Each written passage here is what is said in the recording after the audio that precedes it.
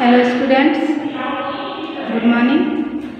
मैं Poonam Lata Sharma as a Hindi teacher आप लोगों के क्लास में। मैंने आप लोगों को कल क्षितिज भाग 2 कक्षा 10 काव्य खंड से सूरदास जी का पद दिया हुआ है। पिछले वीडियो में मैंने आप लोगों को उनके जीवन के बारे में और उनके साहित्य के बारे में सारा विवरण दिया था।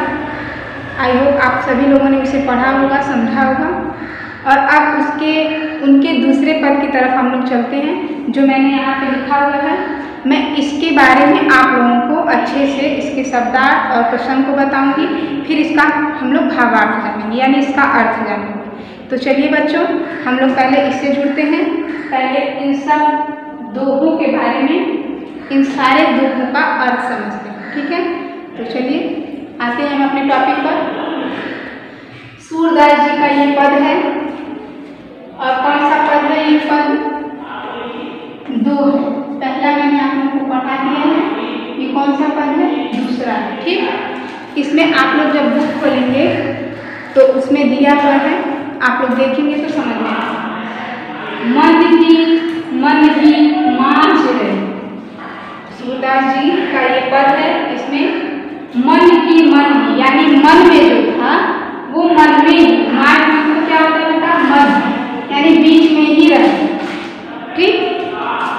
कहिए जाय कौन पे, मतलब किस प्रकार कहा जाता है, ठीक। उधर नाही परत कही, यानी कहने का तात्पर्य है कि किस प्रकार से बात कहनी चाहिए, प्रेम की भाषा को कैसे प्रकट करना चाहिए, ये गोपियों को समझ में नहीं आता।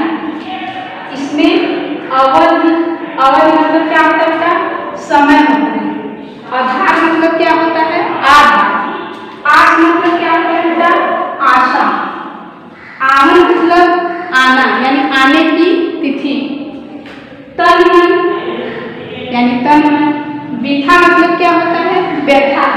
सही मतलब सहना, यानी तन मन की व्यथा सह रही, ठीक है। फिर है अब इन योग संदेशन। योग मतलब क्या होता है? योग संन्यास। संदेशन क्या होता है? संदेशा। सुन कर। विरहिन मतलब क्या होता है? वियोग में रहने वाली स्त्री। विरह मतलब क्या होता है? वियोग, ठीक है। चाहत उति गुहार। चाहत मतलब चाहना, उति मतलब जिससे, उति मतलब, और गुहार मतलब, यहाँ गुहार का मतलब है गुहार करना या रक्षा के लिए बुलाना। जितन मतलब जिससे, तय उत तय धार बही। उत मतलब उधर की तरफ, धार मतलब धारा, बहना बही मतलब बहना। सूरदास अब धीर मतलब क्या होता है? धीरज। धैर्य मतलब क्या होता है? रखना। क्यों मतलब क्या होता है? क्यों। मर्यादा मतलब क्या होता है? मर्यादा। न रही मतलब क्या होता है? न रही, ठीक। तो इस पद में आप लोगों ने एक एक करके सबका शब्दार्थ समझ लिया होगा। अब हम इसके प्रसंग को समझाते हैं कि इस पद में सूरदास जी क्या व्यक्त करना चाहते हैं। गोपियों के माध्यम से सूरदास जी इस पद में क्या व्यक्त करना चाहते हैं, तो वो मैं आप लोगों को समझाऊंगी, ठीक। प्रस्तुत पद सूरदास द्वारा रचित सूरसागर के भ्रमर गीत से संबंधित है। ये इसका प्रसंग है। इस पद में गोपियां स्वीकारोक्ति हैं, यानी स्वीकार करती हैं जो उनके मन में था, जो उनके दिमाग में उस समय थी बातें, उसको वो स्वीकार कर रहे हैं कि हाँ वो ऐसी बातें थी जो इस पद के माध्यम से आपको बताई गई, ठीक है। तो जब हम इस पद का भावार्थ समझेंगे तब हम इस पद के अर्थ को भी समझेंगे। तो जब इस भावार्थ को समझने के बाद हम लोगों को उसके अर्थ को जब मैं आपके सामने रखूंगी तो इस पद की सारी व्याख्या सामने से आपको समझ में आ जाएगी, ठीक है। तो आप लोगों ने पहले इसका शब्दार्थ जाना, उसके बाद प्रश्न। अब हम लोग इसके भावार्थ के बारे में, तो सबसे पहले मैं यहाँ पे बोर्ड पे आपको मेंशन करूँ इसके भावार्थ, उसके बाद मैं उसे हम आगे बढ़ते हैं।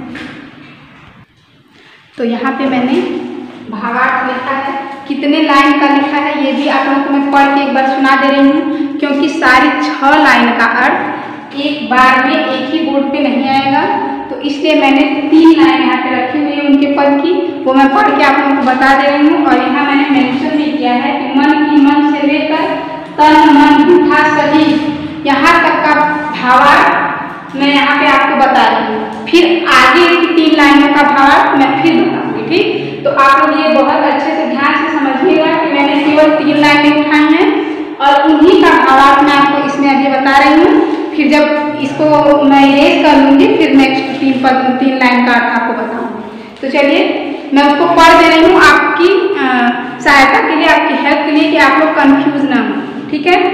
मन की मन ही मांझ रही, कहिए जाय कौन पे नाही परत कही, अवधि आधार आस आमन की तन मन बिखा सही। यानी यहाँ तक की मैंने, यहाँ तक जो मैंने मेंशन किया है केवल और केवल 3 लाइन का मैं यहाँ पे अभी आपको भावार्थ बता रही हूँ, फिर मैं आगे एक्सप्लेन करूँगी, ठीक। तो चलिए इन तीनों लाइनों का अर्थ हम लोग समझ लेते हैं एक बार। शब्दार्थ मैंने आपको बता दिया है, अब मैं केवल भावार्थ बता रही हूँ। गोपियाँ उद्धव से कहती हैं कि हे उद्धव, हम कृष्ण के समक्ष अपने प्रेम की अभिव्यक्ति नहीं कर पाए। यानी वो स्वीकार करती हैं कि हे उद्धव, हम कृष्ण के समक्ष अपने जो मन की व्यथा थी उसे कर ही नहीं पाए, यानी अपने प्रेम को उनके समक्ष प्रस्तुत नहीं कर पाए। पता नहीं कैसे कोई कर पाता है, यानी यहाँ पे दिया हुआ है जाइए कौन पे उद्धव नहीं, हे उद्धव हम अपने प्रेम की अभिव्यक्ति कृष्ण से नहीं कर पाई, ना ही परत कही, यानी पता नहीं कैसे कोई अपने प्रेम को किसी के समक्ष प्रस्तुत करता है, कैसे बता देता है। ये उनका क्वेश्चन है उद्धव से, ठीक। वो ये समझ नहीं पा रहे हैं कि हम अपने प्रेम को कृष्ण से किस प्रकार कहें, ये तो हमें समझ में ही नहीं आ रहा, ठीक। मन की मन ही मांझ रहे, यानी हे उद्धव हमारे मन की तो हमारे मन में ही रहती, हम अपने मन की अपने प्रेम की अभिव्यक्ति कृष्ण से कर ही नहीं पाए। और तो और पता नहीं कैसे कोई अपने प्रेम की अभिव्यक्ति अपने प्रेमी से कर लेता है, ये चीज, ये बात गोपियों को नहीं समझ में आ रही है। तो वो उद्धव से इसी बात को स्वीकार करती हैं कि हम अपने मन की बात कृष्ण से नहीं कर पाए, हम अपने प्रेम की बात कृष्ण से नहीं कर पाए, ठीक। तो आगे देखिए, अवधि आधार आस आमन की तन मन बिखा सही, यानी अवधि माने मैंने शब्दार्थ पहले बता दिया है आपको। अब इसका देखिए, हमारे मन की बात तो मन में ही रह गई, हम अब तक ये सोच रहे थे कि कृष्ण आएंगे, उनके आने की अवधि यानी अवधि आधार आस आमन की, यानी उनके आने की जो अवधि है, यानी उनके आने की जो अवधि यानी समय है, उसको हम अपने प्राणों का आधार बनाएंगे। यानी हम उनके आने की समय को इस कदर उसकी प्रतीक्षा कर रही थी कि प्राणों का आधार बनाए थे कि कृष्ण कब आएंगे। तो इस आशा से हम अपने तन और मन की व्यथा सह रहे थे। यानी वो कहती है कि हमने जो समय निर्धारित किया था, हम लोग सोच रहे थे कि अब कृष्ण आएंगे और हमारे कष्टों को दूर करेंगे, तो उसी आशा में हमारे ऊपर जितने भी कष्ट थे, जितने भी हमको तकलीफ हो रही थी, उसको हम यही सोच के सह रहे थे कि कृष्ण आएंगे, ठीक। तो ये 3 लाइनों का अर्थ हुआ। एक बार फिर मैं दोहरा दे रही हूँ। गोपियाँ उद्धव से कहती हैं, हे उद्धव हम कृष्ण के समक्ष अपने प्रेम की अभिव्यक्ति नहीं कर पाए, पता नहीं कैसे कोई कर पाता है, हमारे मन की बात तो मन में ही रह गई है। हम अब तक ये सोच रही थी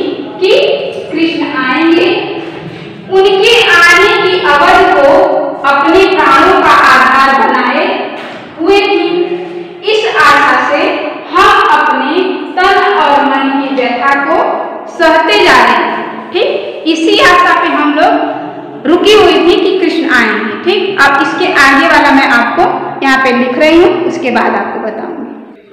तो बच्चों, मैंने यहाँ पे उसके आगे की 3 लाइनों का यानी अब इन योग के साथ मर्यादा न लगी, इसका भावार्थ यहाँ पे लिखा हुआ है और आपको मैं पढ़ के पहले इसका बता दे रही हूँ कि बुक में कहाँ से कहाँ तक का अर्थ मैंने यहाँ पे मेंशन किया है, उसके बाद आप लोग समझ जाएंगे।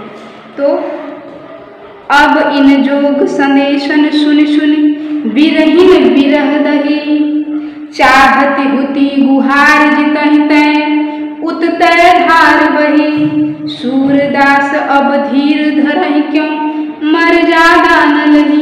यानी यहाँ पे गोपियाँ कृष्ण को ये मानकर, प्रेम का रूप मानकर उन्हें पूज रहे थे, लेकिन जब उनका उद्धव के द्वारा संदेश आता है तो उन्हें बहुत कष्ट होता है। वही चीजें यहाँ पे वो बता रहे हैं। क्या बता रहे हैं आप लोग देखिए। हे उद्धव, वे स्वयं न आकर तुम्हें भेज दिए। यानी गोपियाँ उद्धव से कहती हैं कि वो अपने तो आए नहीं और तुमको भेज दिए। ठीक, और इस योग संदेश को सुनकर हमारी विरह व्यथा और बढ़ रही है। ये किस लाइन का अर्थ है? अब इन योग संदेशन सुनी सुनी विरहिनी विरह दही, यानी अब इस योग संदेश को सुन सुनकर हमारी विरह ज्वाला जो है और बढ़ रही है, यानी और हमें कष्ट हो रहा है। फिर है चाहत उती गुहार जितने उततर धार बनी। वो कहती हे उद्धव, हमारा दुर्भाग्य तो देखो कि जहाँ से हम गोपियाँ अपनी रक्षा के लिए सहारा खोज रही थी, यानी जहाँ से हम ये सोच रही थी कि कृष्ण आएंगे और हमारी सहायता करेंगे, वहीं उसी ओर से योग की धारा बढ़ चली है। यानी उन्होंने तो योग भेज दिया हम लोगों के लिए। हम तो कुछ और ही सोच कर बैठी थी कि कृष्ण आएंगे और वो आकर हमारी व्यथा को समझेंगे, हमारे तकलीफ का निवारण करेंगे, किंतु वो स्वयं तो नहीं आए, ऊपर से योग का संदेश भेज दिए, जिससे हमारी विरह की ज्वाला और भड़क उठी, यानी जल उठी है। और हमारा दुर्भाग्य तो देखो, जहाँ से हम गोपियाँ अपनी रक्षा के लिए सहारा खोज रही थी, वहीं उसी ओर से योग की धारा बह चली आ रही है। कृष्ण ने हम गोपियों के लिए योग का संदेश भेजकर हमें अपने से दूर करना चाहा। यहाँ पे चाहते नहीं होगा बेटा, चाहा होगा, करना चाहा, लेकिन ये नहीं हो सकता। कृष्ण ने सारी लोक मर्यादाएं छोड़ दी हैं। यानी सूरदास वो कहती है कि अब धीर धरल क्यों, हम लोग अब धीरज नहीं धर सकती, यानी धीरज का धारण नहीं कर सकती। क्यों मर्यादा नहीं, यानी कृष्ण ने तो सारी लोक मर्यादाएं छोड़ दी हैं और वो हम लोगों को योग का संदेश, यानी सूरदास जी गोपियों के माध्यम से कह रहे हैं कि कृष्ण ने सारी लोक मर्यादाएं छोड़ दी हैं। कृष्ण ने हमारे प्रेम और विश्वास के बदले हमें धोखा दिया है। अब तो हमसे धैर्य नहीं रखा जाता। उनका कहने का आशय इस पद में यही है। ठीक है बेटा, तो अब हम लोग इसका अर्थ एक बार और मैं चाहूंगी कि आप लोगों को बता दूं। हे उद्धव, वे स्वयं न आकर तुम्हें भेज दिए हैं और इस योग संदेश को सुनकर हमारी विरह व्यथा और बढ़ रही है और इस विरह की ज्वाला में हम जल रहे हैं, हम जल रहे हैं। यहाँ पे एक बार से 2 बार हो गया। हे उद्धव, हमारा दुर्भाग्य तो देखो, जहाँ से हम गोपियाँ अपनी रक्षा के लिए सहारा खोज रही थी, वहीं उसी ओर से योग की धारा बढ़ चली आ रही है। कृष्ण ने तो हम गोपियों के लिए योग का संदेश भेजकर हमें अपने से दूर करना चाहा, लेकिन ये नहीं हो सकता। कृष्ण ने सारी लोक मर्यादाएं छोड़ दी हैं, यानी कृष्ण ने हमारे प्रेम और विश्वास को धोखा दिया है। अब तो हम धैर्य धारण नहीं कर सकते। यानी इस पद का ये अर्थ हो गया। अब इसका काव्य सौंदर्य हम लोग देख लेते हैं। ठीक है बेटा, चलिए हम यहाँ पे लिख दें। चलो बच्चों, अब हम काव्य सौंदर्य इसका देख लेते हैं। यहाँ पे काव्य सौंदर्य मैंने लिखा है, जब आप लोग पद पढ़ेंगे तो उसमें आया होगा अवधि आधार आस आमंती, इसमें यानी अ वर्ण की आवृत्ति कई बार हुई है। तो यहाँ पे अनुप्रास अलंकार है, यहाँ पे देख लीजिएगा आप लोग शून्य शून्य में यानी शून्य शून्य 2 बार, जहाँ एक ही शब्द की आवृत्ति 2 बार होती है और उसका एक ही अर्थ होता है, तो वहाँ कौन सा अलंकार होता है? पुनरुक्ति अलंकार होता है। कभी सूरदास जी ने भाषा का किस भाषा का प्रयोग किया है? तो ब्रज भाषा का।